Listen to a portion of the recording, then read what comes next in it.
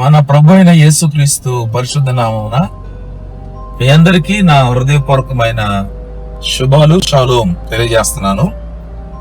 మేము బెంగళూరు నుంచి బయలుదేరి వస్తున్నప్పుడు మార్గ మధ్యంలో చాలా విశాలమైనటువంటి రోడ్లు, హైవే రోడ్స్ కనపడ్డాయి.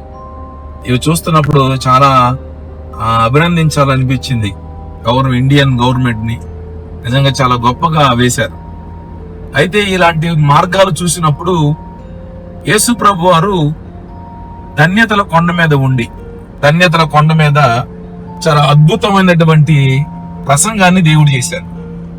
ఆ ప్రసంగంలో క్రిస్టియన్ ప్రిన్సిపల్స్ ఎలాగుండాలో యేసు ప్రభు వారు మరి క్రైస్తవ లోకానికి తెలియజేసినటువంటి మాటల్లో ఒక మాట నాకు బాగా గుర్తొస్తుంది.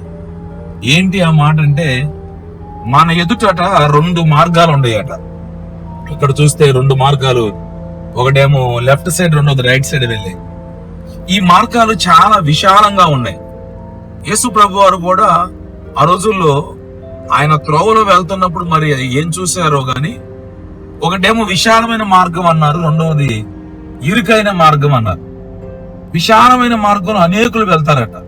ఇప్పుడు మాకు నిజంగా బెంగళూరు నుంచి వస్తుంటే విశాలంగా ఉన్నాయి హైవే, ట్రాఫిక్ లేదు, ఎంతో స్పీడ్ గా మేము ట్రావెల్ చేసుకుంటూ వస్తున్నాం. సో విశాలమైన మార్గం చాలా వెడల్పుగా ఉంటది, అనేకులు అందులో వెళ్తారట.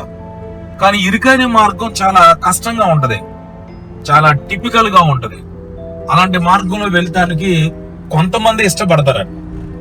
ఈ 2 మార్గాలు యేసు ప్రభు వారు చెప్తూ అన్నారు, విశాలమైన మార్గానికి వెళ్లే వాళ్ళు అనేకులు, కానీ చివరికి దాని యొక్క ముగింపు ఎలాగుంటదంటే నిత్య నరకానికి తీసుకుని వెళ్తది అనేది యేసు ప్రభు వారు చెప్పాడు. ఎందుకంటే అందరూ చాలా ఫ్రీగా వెళ్తానికి ఇష్టపడతారు. కండిషన్స్ పెట్టినప్పుడు ఎవరు ఇష్టపడరు.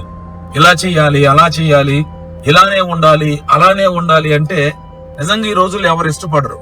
అందుకని ఫ్రీ బర్డ్స్ కావాలి ప్రతి ఒక్కరు.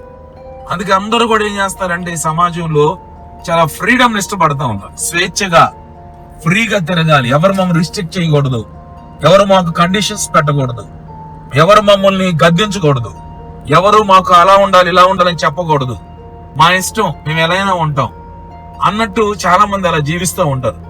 సో యేసు ప్రభు వారు ఇది గుర్తెరిగిన వాడే ఆయన అప్పుడే చెప్పాడు, ఈ లోకం చాలా విశాలంగా కనపడుతుంది, ఇందులో అనేకులు ప్రయాణం చేస్తూ ఉంటారు విశాలమైన మార్గంలో, కానీ ఇరుకైనటువంటి మార్గంలో వెళ్ళేది కొద్దిమందే.